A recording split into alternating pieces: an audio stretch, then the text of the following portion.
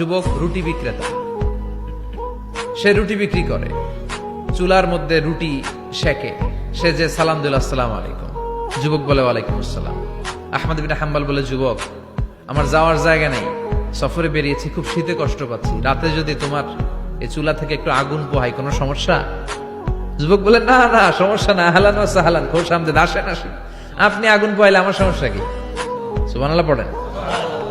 আল্লাহ শুকরিয়া করে উনি বসলেন আর আগুন পোহাচ্ছেন, আর খেয়াল করলেন যুবক রুটি বানায় আর পরে আস্তাগফিরুল্লাহ, রুটির দলা বানায় পরে আস্তাগফিরুল্লাহ, খামির বানায় আর পরে আস্তাগফিরুল্লাহ, রুটি নিয়ে উনুনের ভিতরে চুলার ভিতরে সেকা দেয় আর পরে আস্তাগফিরুল্লাহ, দোকানদারের কাছে কেউ আসলেই সে রুটি দেয় আর পরে আস্তাগফিরুল্লাহ, ক্রেতার কাছ থেকে টাকা নিয়ে ক্যাশ বক্সে রাখে আর কি পড়ে, আবার রুটি বানানো শুরু করে আর কি পড়ে, খালি এটাই পড়তেছে। ইমাম আহমদ ইবনে হাম্বল তো অবাক, কিরে এটা আবার কেমন যুবক, খালি আস্তাগফিরুল্লাহ।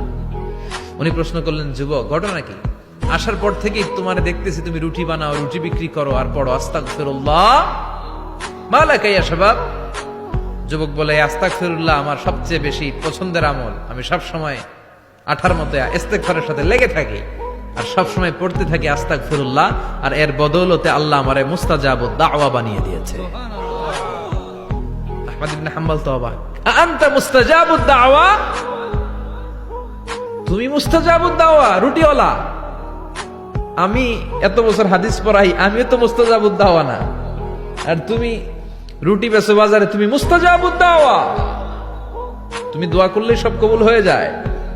যুবক বলে, না আনা মুস্তাজাবুদ দাওয়া, আমি আমার জীবনে যত দোয়া করেছি কবুল করে নিয়েছে কে?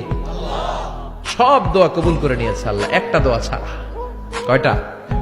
আহমদ ইবনে হাম্বলের কৌতূহল, কিউরিয়াসিটি আরো বেড়ে গেল, কি সব দোয়া কবুল হয়েছে একটা দোয়া ছাড়া? মাযালিকা দুআ ইয়া শাব, কি সেই দোয়া?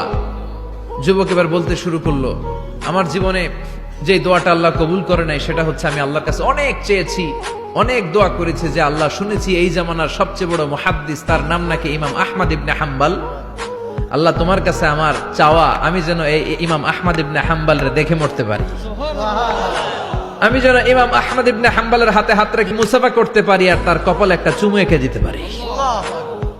আহমদ ইবনে হাম্বল আবেগপ্রবণ হয়ে গেলেন, চোখের পানি ছেড়ে দিলেন, বললেন, যুবক তোমার এই দোয়াটাও কবুল হয়ে গিয়েছে।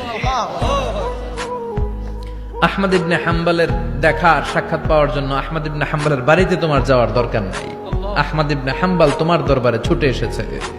আনা আহমদ ইবনে হাম্বল মুহাদ্দিসুদ দাহর, আমি নিজেই আহমদ ইবনে হাম্বল।